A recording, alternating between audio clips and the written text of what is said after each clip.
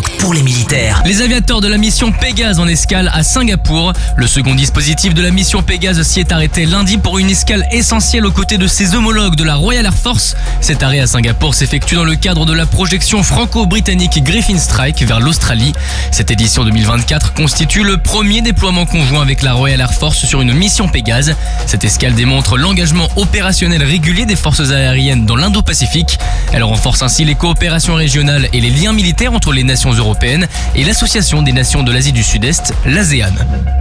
Lundi, un hélicoptère H-160 a apponté pour la toute première fois à bord d'un porte-hélicoptère amphibie. Il s'agissait du PHA Tonnerre qui passait au large de la Bretagne alors que sa mission Jeanne d'Arc touche à sa fin.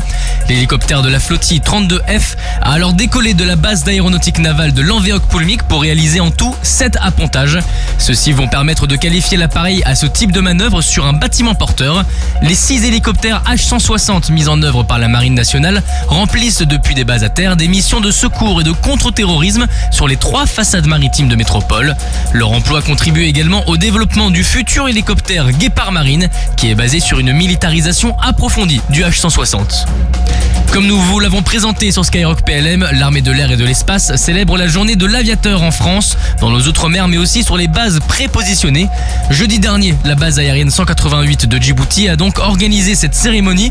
Cette journée spéciale qui célèbre chaque année la naissance de l'armée de l'air signe d'ailleurs les 90 ans de cette dernière. Elle permet chaque année de rendre hommage à l'ensemble des aviateurs et aviatrices. La cérémonie a été présidée sur place par le général de division aérienne Laurent Boïté, commandant des forces françaises stationnées à Djibouti. Et à quelques jours de l'ouverture des Jeux Olympiques de Paris, l'armée annonce que ce sont 81 athlètes valides et para-athlètes de l'armée des champions qui se sont qualifiés cet été dans 27 disciplines différentes. Depuis 1963, le bataillon Joinville recrute des athlètes de haut niveau qu'il gère, administre et entraîne en partie. On retrouve parmi eux le matelot Nicolas Goyard, qualifié en voile, qui cumule déjà 3 titres mondiaux sur les 5 dernières années. Le matelot Johan Defay, sacré championne du monde en surf cette année, sera aussi de la partie pour porter haut les couleurs de la France cet été. Sur terre, sur mer, comme dans les airs. Skyrock PLM, en équipe avec Uneo, la mutuelle des forces armées.